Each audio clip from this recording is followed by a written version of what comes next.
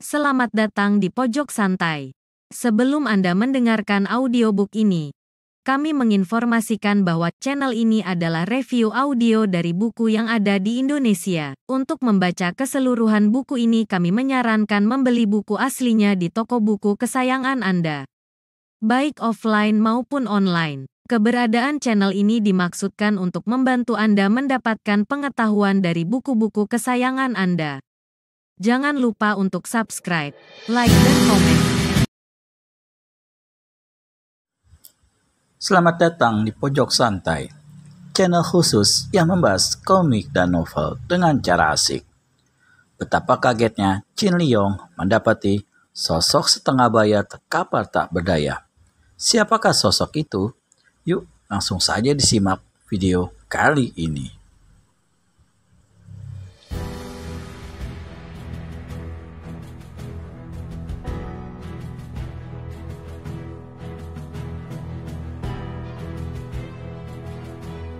Dia yakin yang ditemuinya adalah dua bangka tangan api.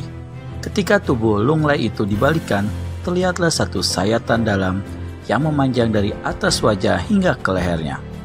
Sayatan yang tak sempat mengenal bagian dalam tempurung kepala tua bangka tangan api membuatnya masih sempat memberinya kesempatan hidup, walau hanya sebentar. Pedang itu, kata orang tua itu dengan lirih. Pedang apa yang kau maksud? Tanya Jin Liong. Pedang yang baru saja ku selesaikan.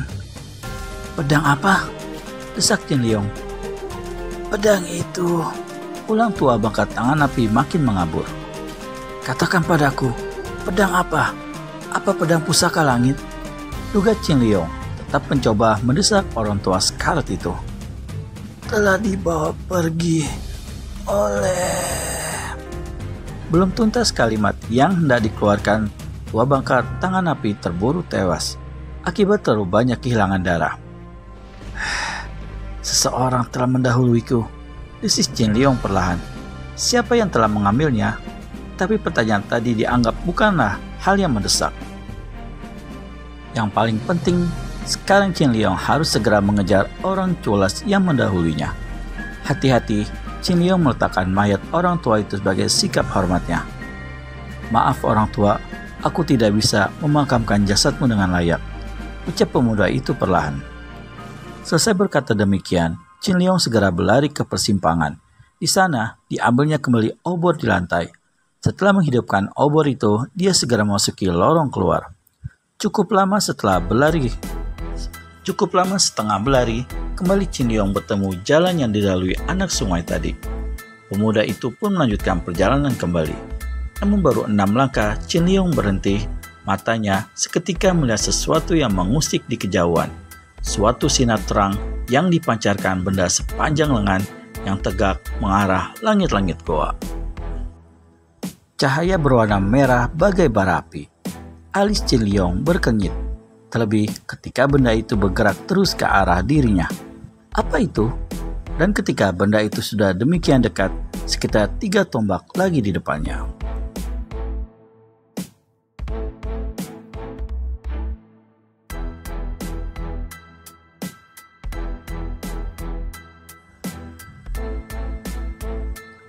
Sayang, rupanya kau datang terlambat, Jin Liong. Terdengar suara seseorang. Kemudian satu wajah tampak tatkala sinar merah bara itu menerangi makin mendekat. Kau, desis Jin Liong. Ya, aku saudara kembarmu, saut orang itu. Ternyata orang itu Jin Chung. Pada tangannya tampak tergenggam pedang bersinar sebagai pengganti obor. Kau tentu hendak mengambil senjata pusaka ini, bukan? Sayang sekali, aku telah mendahuluimu. Entah kenapa, aku merasa kau akan mencoba mengambil benda dari tua bangka tangan api. Kau tentu ingin mengelabuinya dengan berpura-pura menjadi diriku, bukan? Tutur Jin Chung bermaksud meledek. Jin Liong tak berkata apapun. Matanya berkilatan menahan kegusaran pada saudara kembarnya yang masih berpakaian seperti dirinya. Rupanya si pandai besi tua itu cekatan juga. Pesananku diselesaikan hanya dalam waktu 3 hari. Kupikir itu karena bayaran yang kuberikan padanya. Tapi nyatanya tidak. Dia ingin cepat-cepat menyelesaikan karena juga ingin menguasai benda ini. Aku tak suka pada pengkhianat sepertinya. Maka langsung tamatlah riwayatnya dengan pedang ini. Hitung-hitung sebagai uji coba. Oceh Cincung puas. Hei, kenapa tak kau penggal juga kepalamu? Sentak Chin Liong. Apa maksudmu saudaraku? Tanya Cincung penuh lagak menyebalkan. Bukankah kau juga seorang pengkhianat? Sindir Chin Liong tajam. Sehingga di bibir lelaki di depannya menyusut. Kata-kata pedas Chin Liong tadi tampaknya mengena tepat di inti harga dirinya. Wajahnya tiba-tiba berubah bengis. Katakan padaku Cincung, kenapa kau menghina diri sendiri dengan menyalahi kebenaran? Ucap Chin Liong melembut. Biar bagaimanapun, Chin Liong tidak bisa menyingkirkan ikatan batin dengan Cincung. Betapa sakit perasaannya jika saudara kembarnya menjadi manusia durjana. Seakan dia juga turut menanggung dosa. Jangan coba pengaruhi aku Chin Liong. Jalan yang kita tempuh memang berbeda. Dan perbedaan itu mengharuskan kita berhadapan sebagai lawan. Namun bila kau memang masih mengakuiku sebagai saudara, lebih baik mengalahlah. Menyingkirlah dari urusanku ini. Aku tak mau mengadu jiwa dengan saudaraku sendiri. Tapi kalau kau tetap memaksa, aku tak bisa mengalah. Bibir Chin Liong kini memperlihatkan senyum pedih. Kepalanya menggeleng perlahan. Seketika berkecamuk dalam benaknya. Antara kebenaran yang harus tetap dijunjung dengan ikatan batin dirinya dengan Cincung, bahkan kini dia teringat pada masa kecil mereka dulu. Keras kepalamu, rupanya tak juga lenyap, ucap Chin Liong lemah. Kalimat itu diucapkan Chin Liong dari dasar hati terdalam. Dia sendiri tidak tahu apakah itu sebuah bentuk cetusan kerinduan dalam gurauan yang hambar atau sekedar sindiran. Sudah kukatakan, jangan coba pengaruhi aku Chin Liong. Tepis Cincung tak lagi sekeras sebelumnya. Dalam hati, dia tidak bisa memungkiri kalau dirinya pun rindu pada saudara kembarnya. Kenapa kita tak rukun lagi seperti dulu saja Cincung?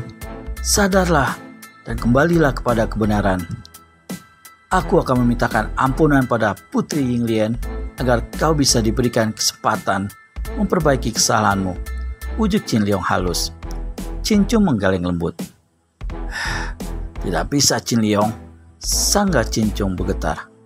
Aku sudah terlanjur basah. Aku tidak bisa lagi mundur. Dan aku harus membalas jasa si pembawa badai yang telah memelihara dan mendidikku. Kini diriku adalah bagian dari mereka. Cobalah Cincung, demi aku, demi kita. Bujuk Chin Liong lebih halus. Suaranya pun kini ikut bergetar, diguncang kehilangan saudaranya yang kini bagai begitu jauh. Jangan paksa aku Chin Liong, bentak Cincung dalam satu kalimat tersekat-sekat. Menyingkirlah dari jalanku. Chin Liong menggeleng tegas. Menyingkir kataku Chin Liong, ulang Cincung. Saudara kembarnya itu tetap menggeleng. Baik, jangan salahkan aku jika di antara kita ada yang terbunuh, ucap Cincung nyaris terdengar seperti terisak. Maafkan aku, saudaraku. Setelah itu, Cincung mengayunkan pedang pusaka di tangannya ke depan dan pertarungan antara dua saudara kembar memang sudah tidak terelakkan lagi. Siapakah yang akan menang, Chin Liong atau Cincung? Dapatkan jawabannya di video selanjutnya hanya di channel Pojok Santai. Segera subscribe dan tekan tombol lonceng untuk mendapat notifikasi video terbaru dari kami. Terima kasih dan sampai bertemu kembali.